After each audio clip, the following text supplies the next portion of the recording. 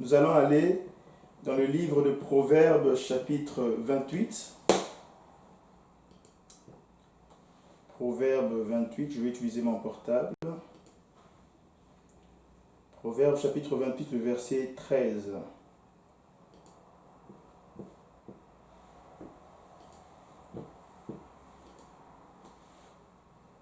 Alléluia.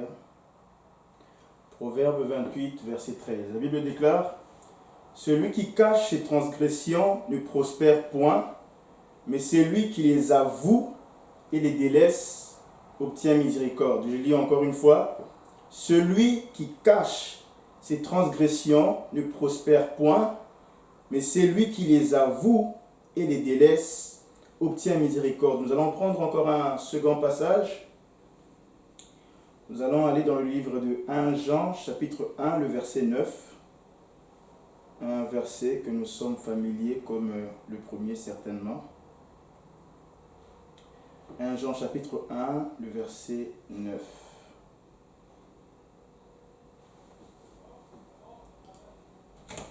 La parole déclare: si nous confessons nos péchés, il est fidèle et juste pour nous les pardonner et pour nous purifier de toute iniquité. Encore une fois, si nous confessons nos péchés, il est fidèle et juste pour nous les pardonner et pour nous purifier de toute iniquité.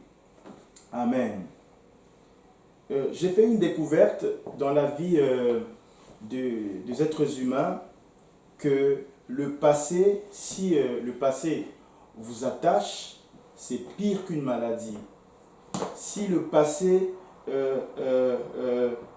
vous attache, c'est comme une prison qui vous empêche de voir le futur, qui vous empêche de voir les promesses de Dieu, qui vous empêche de voir les choses avec optimisme ou avec foi. Lorsque votre passé vous attache. Je m'en vais quelque part et tout de suite je vais déjà entrer dans le vif du sujet. Alors, pourquoi dire ça? C'est parce que en fait, beaucoup de personnes sont attachées à leur passé. Ils ont eu à faire des choses, mais c'est passé. Le passé est passé, mais jusqu'aujourd'hui, ils en sont toujours captifs. Alors, je viens dire à quelqu'un aujourd'hui, je viens dire à toi, ma soeur qui me suit, à toi, mon frère, et à toutes les personnes qui vont nous suivre partout dans le monde par la grâce de Dieu, que peut-être que tu mènes une vie qui ne plaît pas à Dieu. Peut-être que ça fait plusieurs fois que tu es tombé dans le même péché. C'est peut-être à cause de ça que tu n'arrives pas à évangéliser. Je commence par ça. C'est peut-être à cause de ça que tu n'arrives pas à prier. C'est peut-être à cause de ça que tu n'arrives pas à méditer. C'est peut-être à cause de ça que tu n'arrives pas à pardonner les autres. N'est-ce pas? C'est peut-être à cause de ça que tu n'es plus zélé comme tu étais avant. Tu as en fait abandonné ton premier amour, comme nous disent les Écritures. C'est peut-être à cause de ça que tu ne t'impliques pas dans l'œuvre de Dieu. Peut-être parce que tu as en fait une culpabilité dans ton cœur. La culpabilité a rempli ton cœur et la condamnation, l'esprit de condamnation a envahi ton âme. Tu n'arrives plus à servir Dieu. Et le diable s'est pointé. Il te dit, tu ne vaux rien. Tu ne vas pas y arriver. Tu vas échouer. D'ailleurs, tu ne peux pas faire ceci. Tu ne peux pas faire cela. Je t'ai vu. Oh, tu te rappelles ce que tu as fait quand tu étais seul. Tu as vu.